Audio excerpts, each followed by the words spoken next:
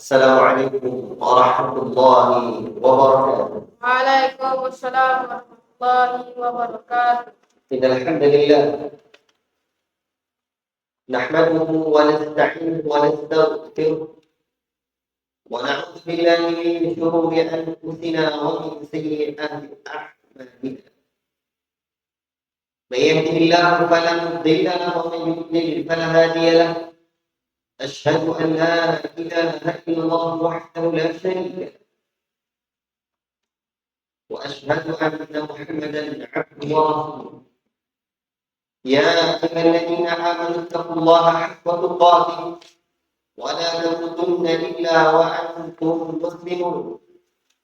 يا أيها الناس اتقوا ربكم الذي خلقكم من نفس واحدة وخلق منها زوجها وبث منهما رجالا كثيرا ونساء واتقوا الله الذي تساءلون به والأرحام إن الله كان عليكم رقيبا. يا أيها الذين آمنوا اتقوا الله وقولوا قولا سديدا يصلح لكم أعمالكم ويغفر لكم ذنوبكم ومن يطع الله ورسوله فقد فاز فوزا عظيما. أما بعد فإن أصدق الحديث كتاب الله وخير الهدي هدي محمد صلى الله عليه وسلم شر الأمور محدثاتها وكل محدثة بدعة وكل بدعة ضلالة وكل ضلالة في النار. Para talabatul ilmi sekalian yang dirahmati oleh Allah Subhanahu wa taala dan disayangi Rasulullah sallallahu alaihi wasallam. Syukur kita kehadirat Allah Rabbul Alamin. Allah Ta'ala memberikan kita rahmat dan nikmat sehingga pada hari ini kita berada pada hari yang ke Sabtu, Ahad, Senin, Selasa, Rabu. Hari yang kelima dari bulan Ramadan 1440 Hijriyah, 46 Hijriyah. Semoga Allah Ta'ala berikan keberkahan hari-hari kita di bulan yang dirahmati oleh Allah Subhanahu wa Ta'ala ini dengan ilmu, amal, dakwah dan sabar. Amin ya rabbal alamin. Ikhwati fillah, barakallahu fikum.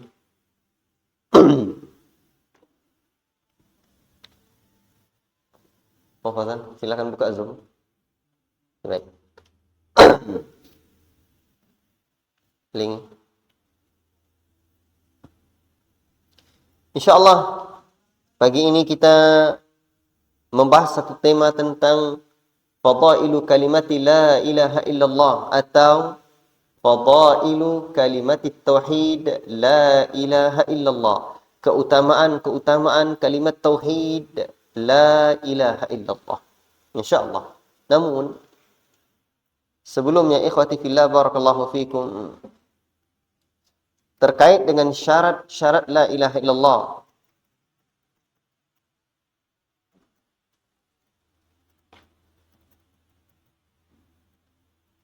adalah hal yang penting yang harus kita pelajari. Sampai-sampai para ulama menyebutkan hal ini dalam ungkapan yang sangat luar biasa. Seperti perkataannya Wahab bin Munabbih rahimahullahu ta'ala.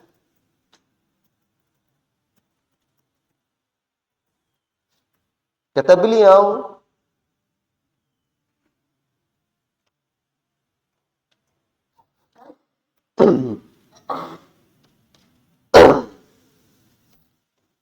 alaysa la ilaha illallah miftahul jannah?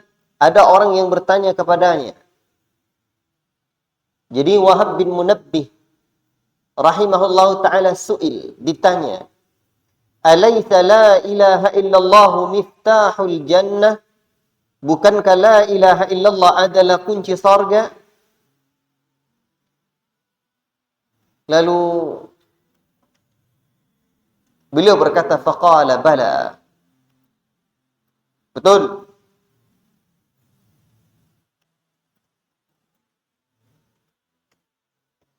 Walakin laisa miftahun illa lahu asnan.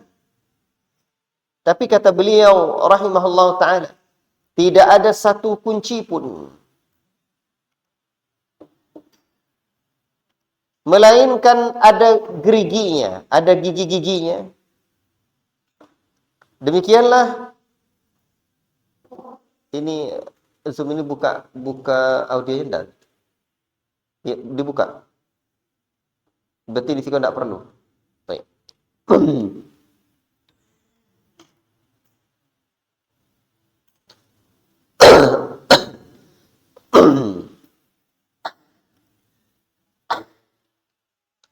Baik, ikhwati fillah. Saya ulangi. Ditanya Wahab bin Munabbih rahimahullahu taala, "Alaysa la ilaha illallah miftahul jannah?" Bukankah la ilaha illallah adalah kunci surga? Lalu beliau rahimahullahu taala menjawab dengan jawaban yang sungguh sangat penting kita perhatikan. Bala, iya, betul. Walakin laisa miftahun illa lahu asnan. Namun tidak ada satu kunci pun melainkan ada geriginya. Ada gigi-giginya. Tahu gigi kunci? Gigi kunci tahu? Saya tak bawa kunci pula. Ya, gerigi. Baik. Fa in ji'ta bimiftahi lahu asnanun futihalak. Jika kamu membawa kunci yang ada geriginya, niscaya pintu akan terbuka untukmu. Wa illa lam yuftah lak. Namun kalau engkau tidak membawa kunci yang sesuai geriginya dengan kodenya, kode pintu tersebut, niscaya tidak akan terbuka untukmu. Ajib. Makna hadzal kalam, sesungguhnya kalimat la ilaha illallah, kalimat la ilaha illallah ini miftahu lidkhulil jannah, adalah kunci untuk masuk ke dalam surga. Tetapi wajiblah ada geriginya, ada syarat-syaratnya. Sebagaimana kunci ada geriginya. Hatta tanfa'a. Sehingga baru bisa bermanfaat. Jika tidak, maka kunci tidak akan bisa membuka pintu ketika tidak sesuai dengan geriginya. Geriginya dengan kode-kode pintu tersebut. Maka demikian pula surga tidak akan terbuka kecuali dengan syurutu la ilaha illallah. Faham tu? Dengan syarat la ilaha illallah. Dan tadi sudah kita sebutkan tentang syarat la ilaha illallah ini. Sebutkan tadi syairnya. Tafadhal. Ilmun wa yakinun wa ikhlasun. Wa sidquka ma' mahabbatin wa inqiyadi wal qabuli laha. Baik, barakallahu fiik. Itu ya. Sekarang ini dah paham nih. Perkataan Wahab bin Munabbih ini dah paham? Dah ngerti? Kunci ada geriginya, baru dia bisa terbuka pintu itu. Kalau enggak, banyak pun kalian bawa kunci, tidak akan bisa terbuka. Makanya ketika la ilaha illallah adalah miftahul jannah, ternyata tidak bisa dibuka begitu saja kecuali ada kuncinya. Sebuah analogi yang sungguh sangat bagus sekali. Baik, para talabatul ilmi yang dirahmati oleh Allah Subhanahu wa taala dan disayangi Rasulullah sallallahu alaihi wasallam. Sekarang kita membahas tentang fadailu kalimat tauhid la ilaha illallah. Keutamaan kalimat tauhid la ilaha illallah. Oh, sebentar.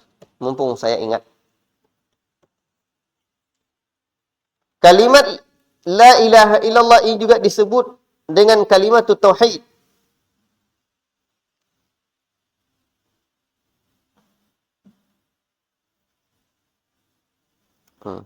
Atau juga disebut dengan kalimatul ikhlas. Kalimat tauhid atau disebut juga dengan kalimat al-ikhlas. Baik.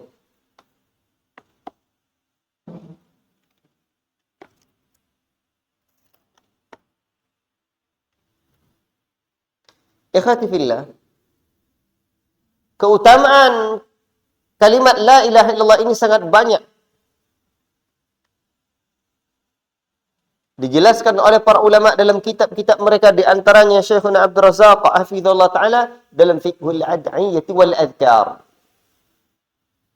Dalam fikih doa dan zikir-zikir.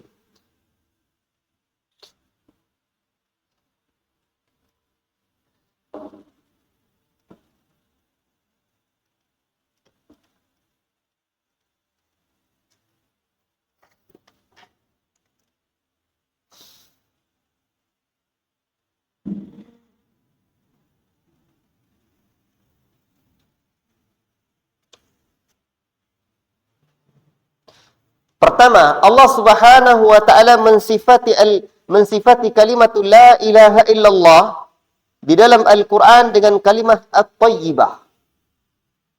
Allah Subhanahu wa taala mensifati Al-Qur'an dengan kalimat at-thayyibah.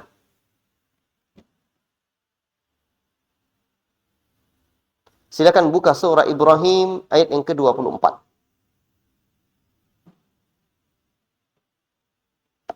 Surah Ibrahim ayat yang ke-24.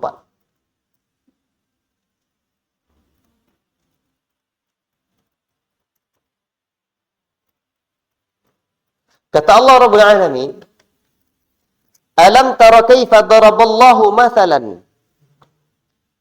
Tidakkah kalian perhatikan, tidakkah kamu perhatikan bagaimana Allah Ta'ala membuat perumpamaan? Masalan kalimatan tayyibah, perumpamaan kalimat tayyibah. Jadi kalimat tayyibah di sini adalah kalimat tauhid, kalimat tauhid. Kasyajaratin tayyibatin, seperti pohon yang baik, asluha thabit, di mana akarnya teguh, terhujam di dalam bumi, thabit. Wa far'uha fis sama', dan dahannya menjulang ke langit, cabang-cabangnya menjulang ke langit. Lalu di ayat berikutnya Allah Subhanahu wa taala melanjutkan, tu'ti ukulaha kulla hinin biidni rabbiha, di mana pohon yang baik ini, dan yang dimaksud dengan pohon yang baik di sini adalah pohon kurma. Jadi pohon kurma itu disebut dengan syajar thayyibah. Nah.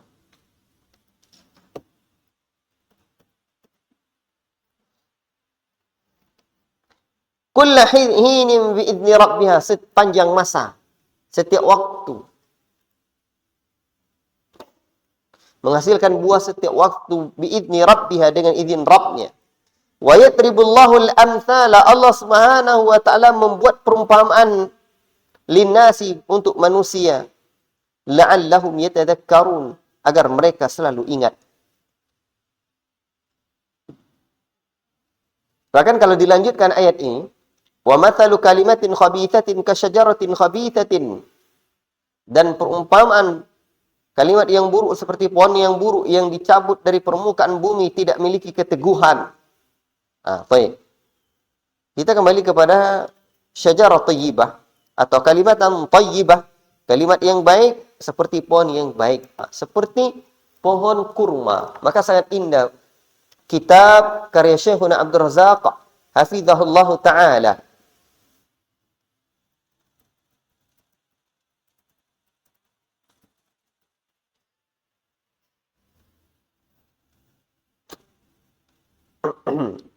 Judul kitabnya Ta'ammulat Tarbawiyah fi Qissati Musa. Afwan. Ta'ammulat Mumasalatil Mu'min lin Nakhlah. Perumpamaan orang-orang mukmin bagaikan pohon kurma. Taib.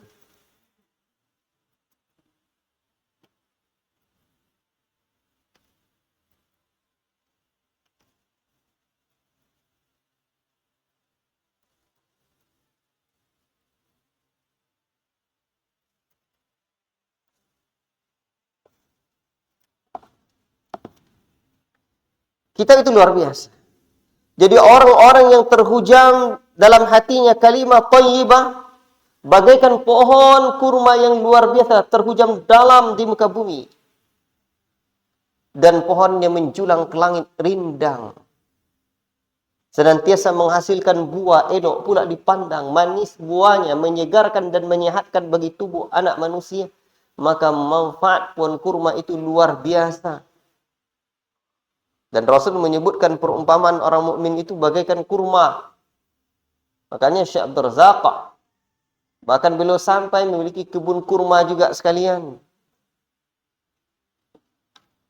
Dan kalau sahih diceritakan ketika saya dengan kawan-kawan diundang ke rumah beliau, kurma yang kami makan bertamu ke rumahnya waktu itu adalah kurma kebun beliau sendiri. Wallahu taala alam. Baik. Banyak. Makanya ini sedikit tentang tarbiyah imaniyah. Siapapun yang belajar ilmu pendidikan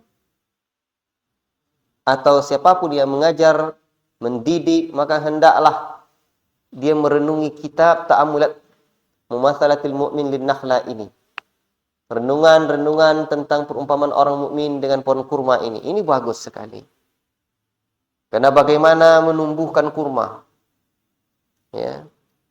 Kemudian apa saja manfaatnya dan lain-lainnya. Ini memberikan faedah yang luar biasa kepada kita. InsyaAllah ta'ala boleh nanti saya insyaAllah berikan fawaid dari kitab yang diberkahi, yang kitab yang bagus ini. InsyaAllah ta'ala. Baik. Jadi pendidikan kita itu bisa dikatakan, kata salah seorang sahabat saya, pendidikan kurikulum pohon kurma. Beliau nyebutnya kurikulum pohon kurma. Paham tu? Karena memang kurma itu dengan pada setiap fase dan masanya selalu bermanfaat. Buah kurma itu pada setiap rutopnya juga bermanfaat. Ya, tamarnya juga bermanfaat. Semuanya bermanfaat. Ajib. Barakallahu fikum.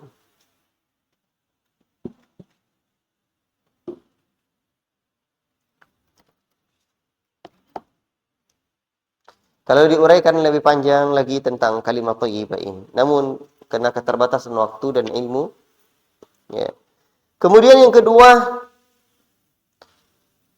Allah juga menyebutkan kalimat thayyibah ini dengan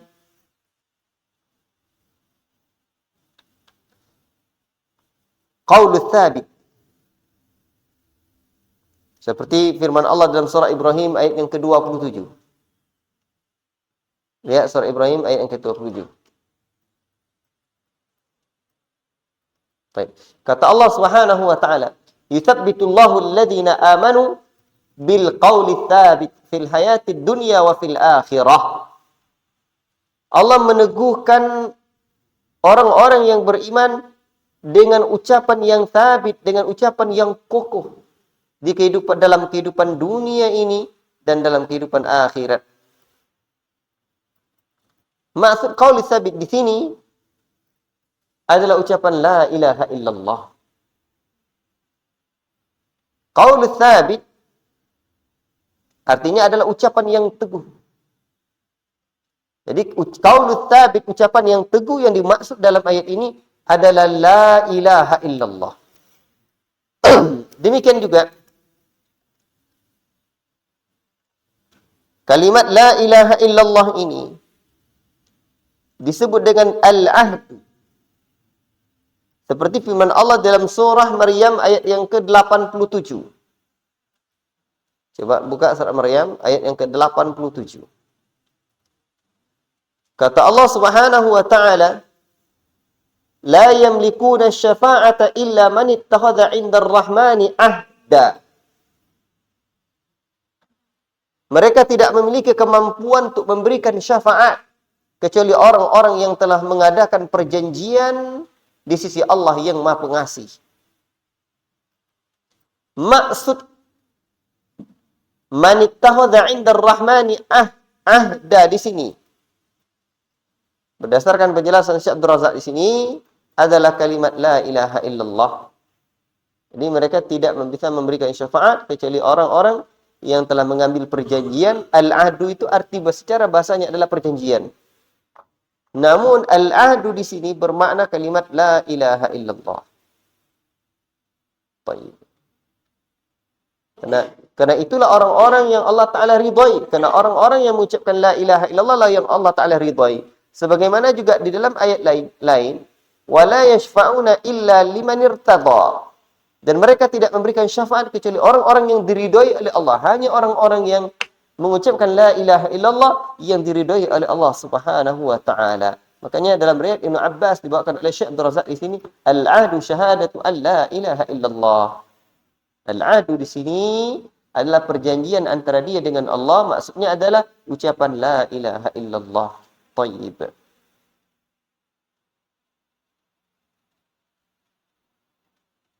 Jadi dia memiliki perjanjian la ilaha illallah itulah. Wa yatabarra'u ila Allah azza wa jalla minal hauli wal quwwah wa hiya ra'su kulli taqwa. Tayyib. Lalu kalimat la ilaha illallah itu, di antara bentuk keutamaannya juga, ini sudah berapa? Bentuk keutamaan yang pertama, la ilaha illallah disebut dengan syajarah thayyibah. Yang kedua disebut dengan qaul tsabit, ucapan yang kokoh. Yang ketiga disebut dengan perjanjian antara hamba dengan Allah. Yang keempat disebut dengan al-'urwatul wuthqa. Jadi yang pertama tadi syajarah thayyibah dalam surah Ibrahim ayat 24. Kemudian yang kedua surah Ibrahim qaul tsabit dalam surah Ibrahim ayat yang ke-27. Kemudian disebut dengan perjanjian antara hamba dengan Rabb-nya ada pada surah Maryam ayat 87. Sekarang yang disebut dengan al-urwatul wusqa ada di dalam suratul Baqarah ayat 256. Kata Allah, "Wa may yakfur bit-taghuti wa yu'min billahi faqad istamsaka bil 'urwatil wusqa." Dan fisama laha dan seterusnya. Barang siapa yang berkufur dengan taghut dan beriman kepada Allah, maka sungguh dia telah berpegang teguh dengan tali agama Allah yang kokoh, tali yang kokoh. Urwatul wusqa itu artinya adalah tali yang kokoh. Al-Baqarah 256.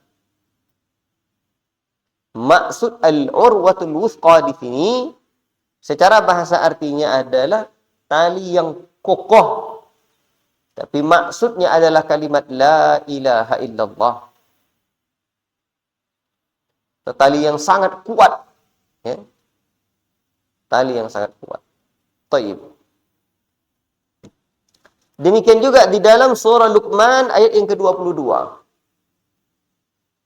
Allah menyebutkan wa may yuslim wajhahu ila Allah wa huwa muhsinun faqad istamsaka bil urwatil wusqa. Barang siapa yang menyerahkan dirinya kepada Allah, dia berbuat muhsin, maka sungguh dia telah berpegang teguh dengan urwatil wusqa. Tali yang sangat teguh dan maksudnya adalah kalimat la ilaha illallah. Keutamaan selanjutnya. Kalimat la ilaha illallah disebut al-kalimatul baqiyah.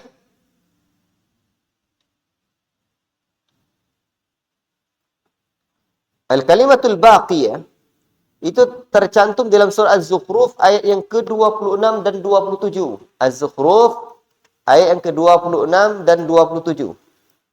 Silakan buka surah Az-Zukhruf ayat 26 dan 27. Kata Allah Subhanahu wa taala, "Wa idz qala Ibrahimu li abihi wa qaumihi innani bara'un mimma ta'budun. Illa alladhi fatarani fa innahu sayahdini wa ja'alaha kalimatan baqiyatan fi aqibihi la'allahum yarji'un." Kata Allah Subhanahu wa taala, dan ingatlah ketika Ibrahim berkata kepada ayah dan kaumnya, sungguhnya aku berlepas diri dari apa yang kamu sembah kecuali Allah yang menciptakanku.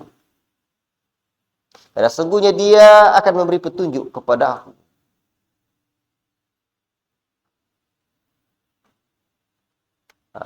Kemudian waja'alaha kalimatan baqiyah.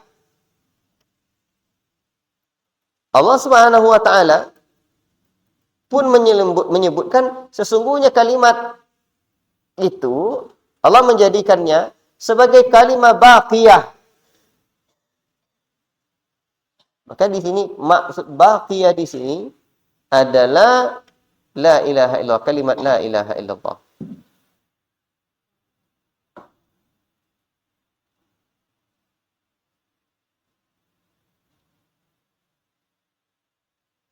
Dan Ibrahim menjadikan kalimat baqiyah, dan maksud kalimat baqiyah ini adalah kalimat tauhid. Sebagai perkataan yang kekal pada keturunan mereka, pada keturunannya agar mereka kembali kepada Allah.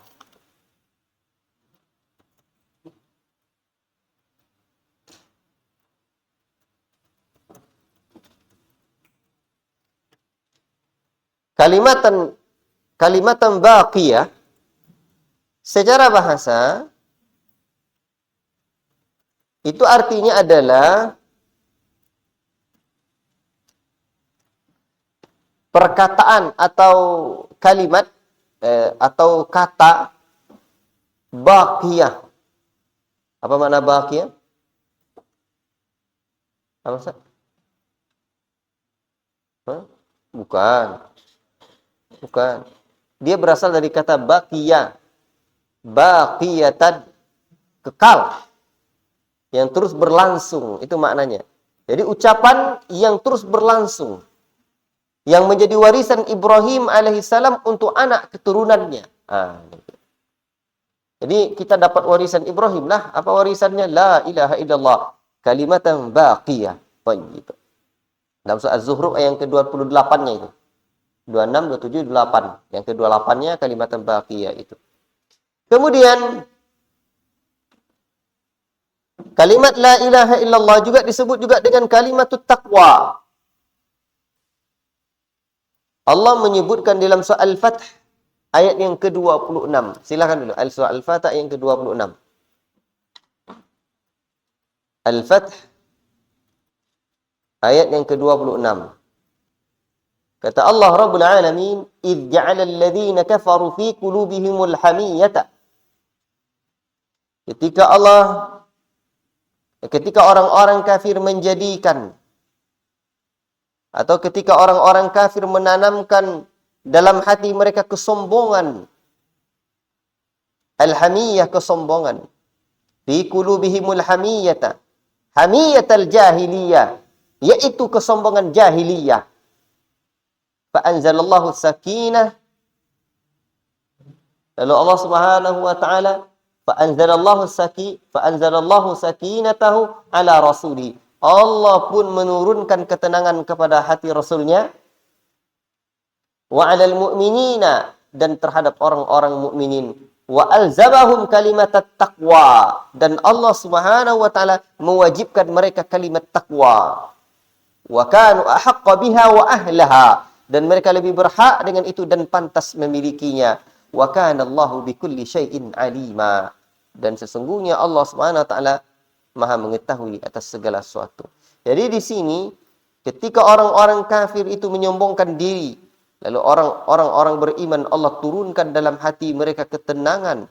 Orang Rasul dan orang mukmin Allah turunkan ketenangan dalam hati mereka, dan Allah wajibkan wa alzamahum, dan Allah wajibkan terhadap mereka kalimat taqwa. Jadi maksud dari kalimat taqwa di sini adalah kalimat la ilaha illallah yang membuat hati orang-orang beriman itu tenang, thayyib.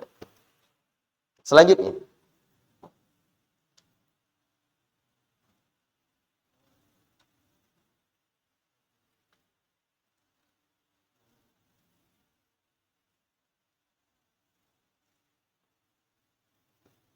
berarti kan ayat ini menjelaskan bahwa bagaimana penjelasan Syekh Abdul Razak membawakan riwayat Sa'ad bin Iyad. Apa itu kalimat takwa? Kalimat takwa itu adalah kalimat yang Allah wajibkan kepada sahabat Muhammad sallallahu alaihi wasallam. Baik. Kemudian di antara keutamaan kalimat la ilaha illallah disebut juga dengan muntahas shawabi wa ghayatihi. Ini coba lihat dalam surah An-Naba ayat yang ke-38 dahulu.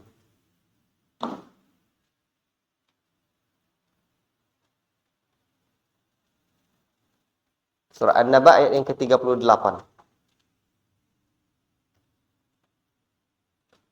Tafadhal.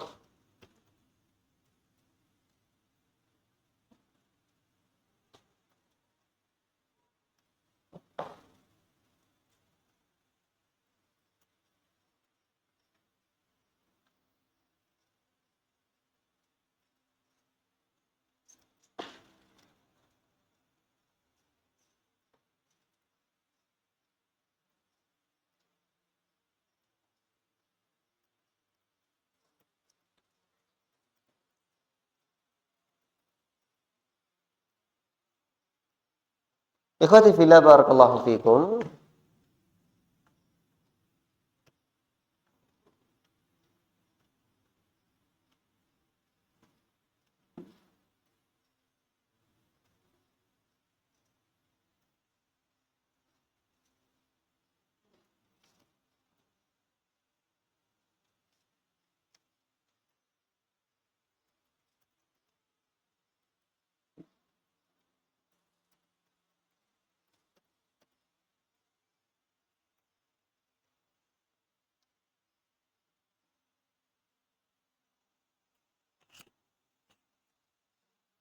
Allah Subhanahu wa taala berfirman dalam surah An-Naba ayat yang ke-38 kata Allah, illa man adina lahu ar-rahman wa qala shawaba. Ya. Kecuali orang-orang yang diberi izin oleh Ar-Rahman dan dia mengucapkan kalimat yang shawaba, yang baik, yang betul. Makna wa qala shawaba di sini Syekh Abdul Razak menjelaskan, yauma yaqumu ruhu wal malaikatu saffan la yatakallamuna illa man adina lahu ar-rahman wa qala sawaba, maka kata Syekh Abdul Razak, anna muntas sawabi wa ghayatuhu, puncak kebenaran dan tujuannya. Puncak kebenaran dan tujuannya. Jadi dia mengucapkan sesuatu yang benar.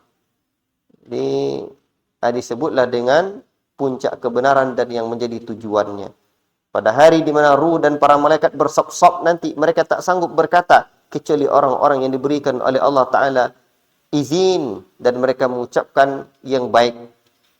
Mengucap waqala sawaba ini disebutlah dalam riwayat Talha dan Ibnu Abbas radhiyallahu anhuma, illa adzina lahu ar-rahman wa qala sawaba illa man adzina lahu ar-rabbu bi syahadati an la ilaha illallah wa hiya muntahas sawaba. Itu orang-orang yang diberi izin oleh Rabb, ya, dengan persaksian bahwa sungguhnya tidak ada ilah melainkan hanya Allah dan ia adalah puncak dari kebenaran. Baik. Dan Al-Ikrimah juga menyebutkan as-shawab di sini adalah la ilaha illallah. Jadi orang mereka mengucapkan la ilaha illallah. Wallahu taala a'lam. Baik. Demikian juga keutamaan la ilaha illallah ini, ia adalah da'watul haqqa. Sebagaimana dalam surah Ar-Ra'd ayat yang ke-14.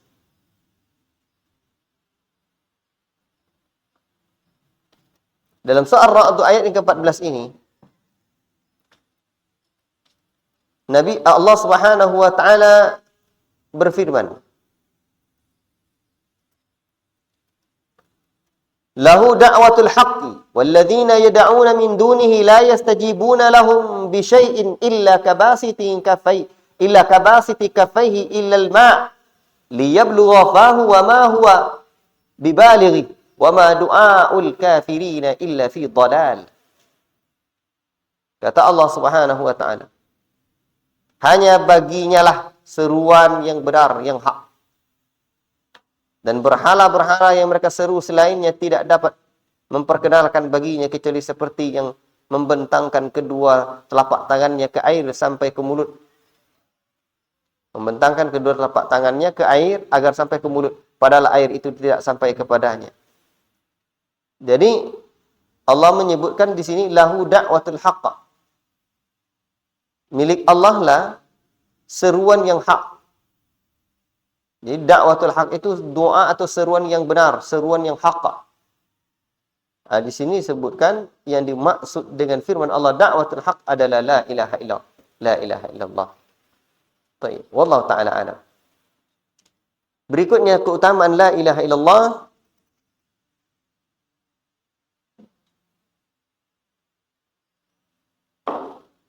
Sesungguhnya kalimat la ilaha illallah adalah ikatan hakiki yang mengumpulkan pemeluk agama ini. Kalimat la ilaha illallah ini adalah ikatan hakiki yang mengumpulkan penganut agama ini. Di mana mereka di atas la ilaha illallah lah mereka berwala. Di atas la ilaha illallah lah mereka saling mencintai dan menyayangi, bahkan membenci orang-orang yang layak dibenci.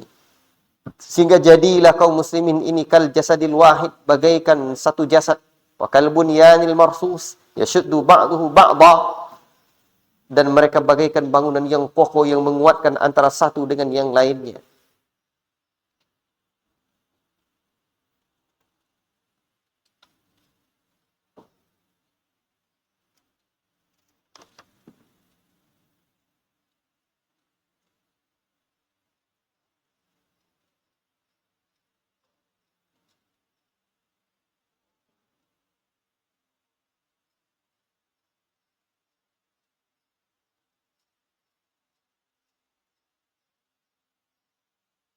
Baik.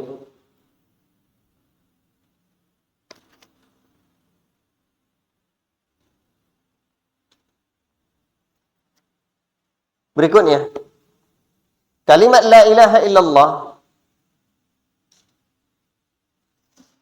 adalah seutama-utama kebaikan.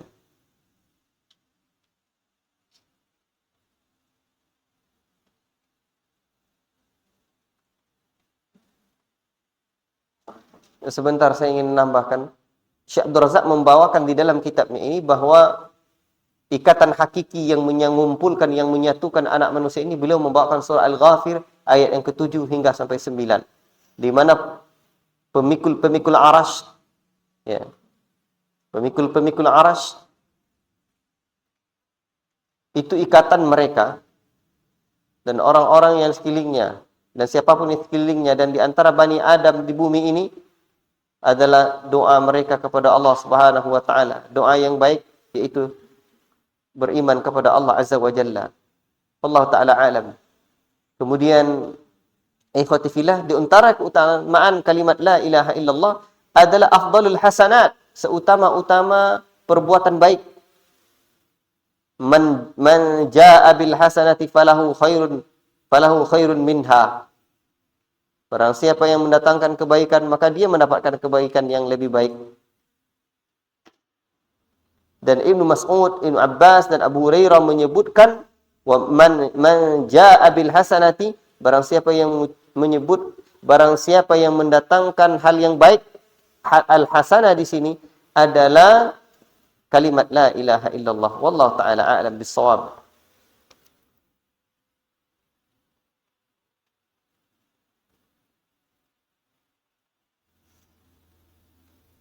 Kemudian beliau membawakan adanya hadis bahwa la ilaha illallah hiya ahsanul hasanat. Jadi kebaikan yang paling baik dari semua kebaikan-kebaikan yang ada. Wallahu taala a'lam bis-shawab. Ini tentang keutamaan la ilaha illallah yang beliau sebutkan. Kemudian beliau membawakan tambahan-tambahan keutamaan yang lain yang luar biasa. Nah, baik. Ini dari ayat-ayat Al-Quran. Sekarang coba kita lihat dari hadis-hadis tentang keutamaan-keutamaan la ilaha illallah. Saya berpindah ke referensi lain. Itu dari ayat-ayat Al-Quran yang sudah disebutkan oleh Syekh Abdul Razak hafizahullah ta'ala. Saya ambil dalam Fiqhul Ad'iyah wal Adhkar. Adapun dalam hadis-hadis saya ambil dari referensi yang lain lagi. Baik. Keutamaan la ilaha illallah. Satu, la ilaha illallah kunci masuk surga. Berdasarkan hadis yang sahih dikeluarkan oleh Al-Imam Abu Dawud rahimahullah taala, man kana akhiru kalamihi la ilaha illallah dakhala al-jannah. Barang siapa yang akhir kalamnya la ilaha illallah, niscaya dia masuk surga. Faham tu?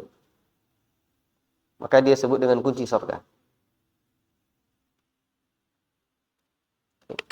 Kemudian la ilaha illallah dalam hadis At-Tirmidzi disahihkan oleh Syekh Al-Albani rahimahullah taala, afdhalul dzikri la ilaha illallah. Seutama-utama zikir adalah la ilaha illallah. Pertama, kunci masuk surga. Kedua, sebaik-baik zikir.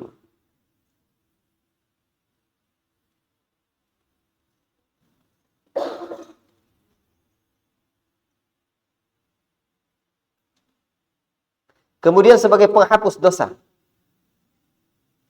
Dalam riwayat Imam Bukhari dan Muslim,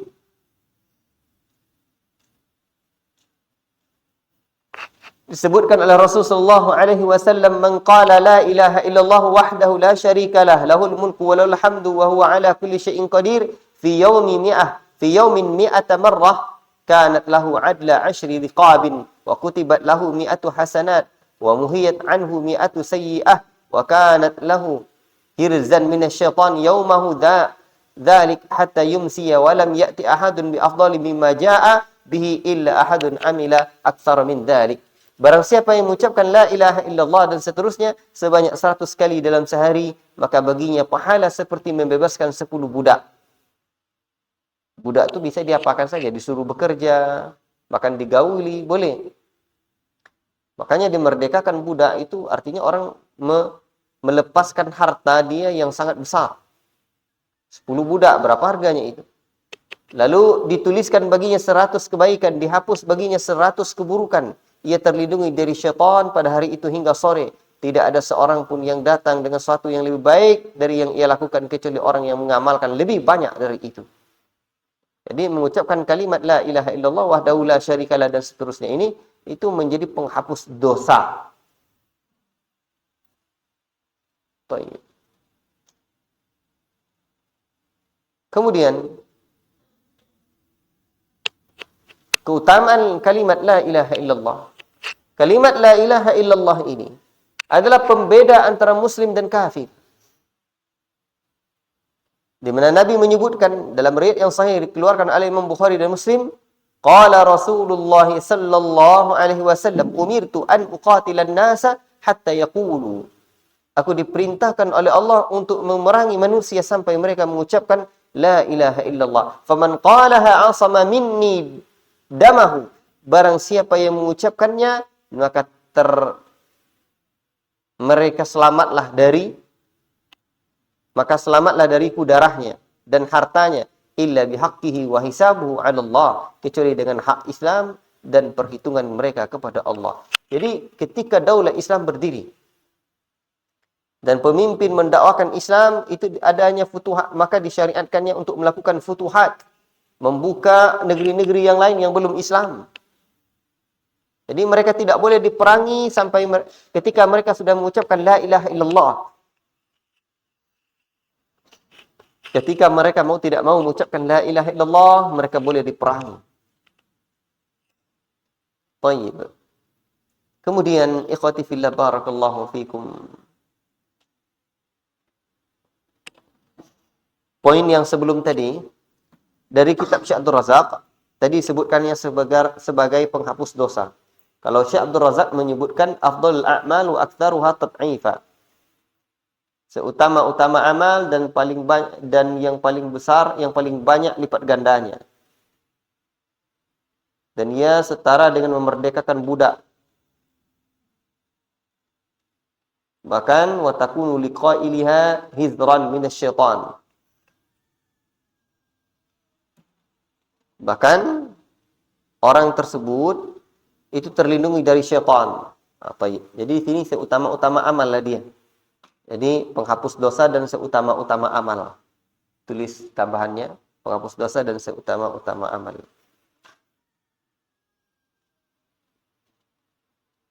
Kemudian ikhwati fillah barakallahu fikum, selanjutnya kalimat la ilaha illallah itu menjadi pemberat timbangan kebaikan di hari akhirat kelak. Ada sebuah hadis yang sangat menakjubkan. Qala Rasulullah sallallahu alaihi wasallam, innallaha sayukhallisu rajulan min ummati ala ru'usil khalaiq yaumal qiyamah. Seseorang laki-laki dihadapkan di hadapan seluruh makhluk nanti di hari kiamat kelak. fayanshuru alaihi tis'ata wa tis'ina sijillan. Lalu disodorkan 99 catatan amal. Kullu sijillin mithlu maddil basar. Setiap catatan sejauh mata memandang. Tsumma yaqul, atangkiru min hadza syai'an? Apakah kalian ada mengingkari salah satu dari catatan ini, catatan amalnya? Lalu orang itu menjawab, adzalamaka.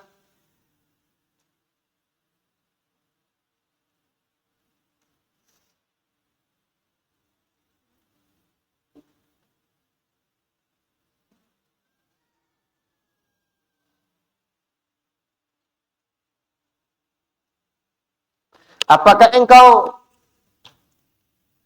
mengingkari salah satu dari catatan ini? Orang itu menjawab, tidak ya Rabb. Aku berkata, engkau masih memiliki satu kebaikan di sisi kami.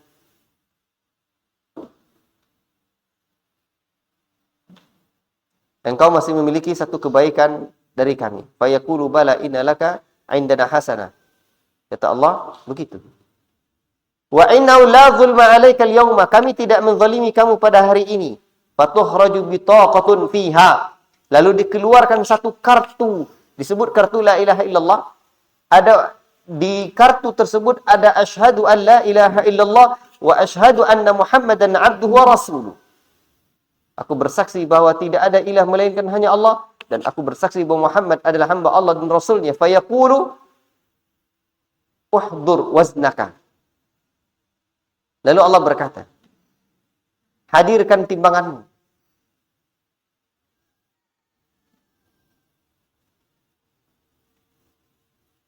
Fayaqul ya Rabb, wahai Rabbku, ma hadhil bitaqa ma hadhihi sijillat? Apalah perbandingan satu kartu ini saja dibandingkan dengan keburukan-keburukan yang lain yang banyak? Fayaqul innaka la tuzlam. Sesungguhnya engkau tidak akan dizalimi. Wa tudha'u sijillatu fi kiffatin wal bitaqatu fi kiffatin. Lalu diletakkan catatan amal-amal yang lain itu dalam satu timbangan, dan satu kartu la ilaha illallah Muhammad Rasulullah itu dalam satu timbangan lagi. Fatashatis sijillatu wa thaqulatil bitaqatu wa thaqulatil bitaqah. Akhirnya ternyata yang turun ke bawah atau yang lemah adalah catatan amal kejahatan yang lain itu, dan ternyata yang lebih berat adalah la ilaha illallah. Fala yathqulu ma'a ismillahi syai'. Jadi tidak ada satu pun yang lebih berat dibandingkan dengan nama Allah. Tidak ada yang lebih berat. Kalau ada di sana nama Allah Subhanahu wa taala. Ini hadis dikeluarkan oleh Imam Tirmidzi dan disahihkan oleh Syekh Al-Albani rahimahullah taala. Para ulama menjelaskan kepada kita, bayangkan satu kartu la ilaha illallah saja dibandingkan dengan amal keburukan lain, la ilaha illallah lebih berat satu itu. Allahu akbar.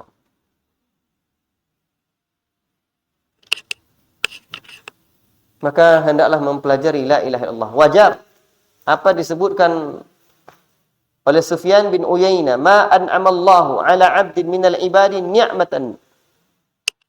Tidak ada satu nikmat yang Allah berikan kepada hambanya a'zamu min an 'arrafahum la ilaha illallah.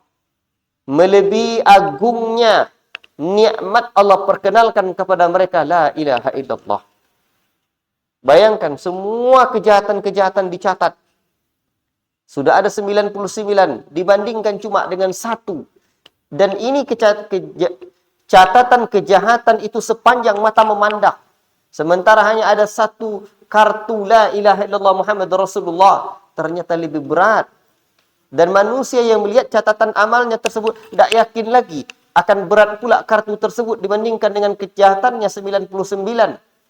Tapi akhirnya ternyata yang lebih berat adalah kartu la ilaha illallah. Apa sebab? Tidak ada yang akan lebih berat jika menandingi, jika di sana ada nama Allah. Allahu akbar. Barakallahu fikum. Kemudian keutamaan la ilaha illallah berikutnya adalah bahwa sesungguhnya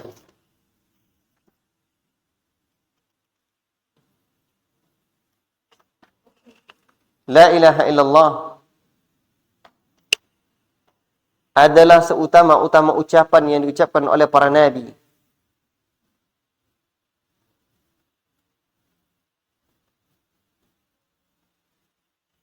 Pada hari Arafah,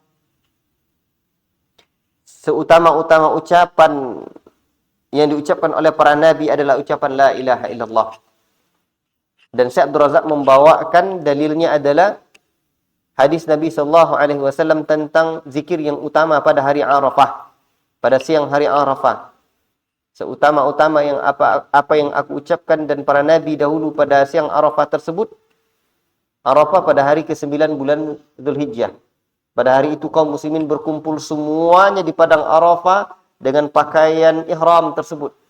Maka ucapan yang diucapkan dan itu adalah ucapan yang paling utama. La ilaha illallah wahdahu la syarikalah, lahul mulku wa lahul hamdu wa huwa ala kulli syai'in qadir.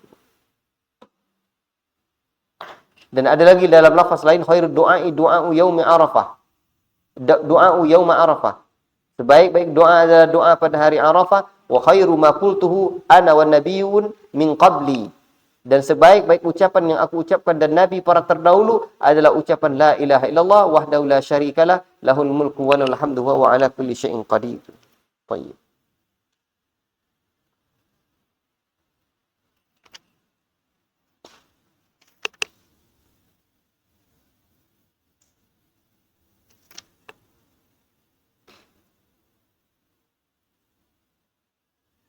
La ilaha illallah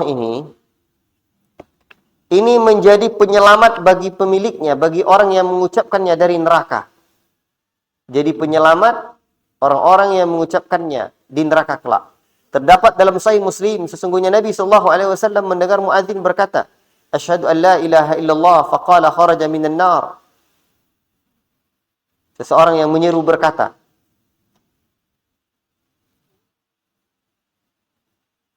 keluar dari neraka. Wa fi sahihain, dalam hadis Idban radhiyallahu taala anhu dari Nabi sallallahu alaihi wasallam ada sebuah riwayat, innallaha harrama 'alan nar man qala la ilaha illallah yabtaghi bihi bidzalika wajhallah.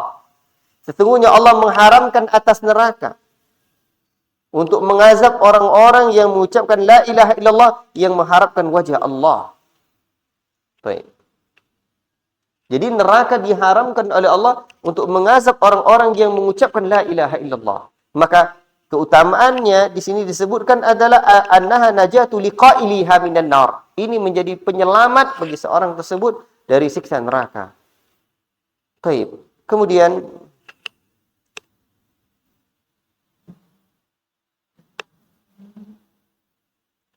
la ilaha illallah juga merupakan afdalu syu'abil iman, seutama-utama cabang iman. Di mana dalam riwayat yang sahih dari Abu Hurairah radhiyallahu taala anhu, Nabi menyebutkan al-imanu bid'un wa sab'una syu'bah, iman memiliki 70 cabang lebih. A'laha qaulu la ilaha illallah, yang paling tingginya adalah ucapan la ilaha illallah, wa adnaha imatatul adza 'anit tariqah, dan yang paling rendahnya membuang duri atau gangguan di jalan. Demikian juga bahwa la ilaha illallah afdalu dzikri. Tadi sudah ya, seutama-utama zikir.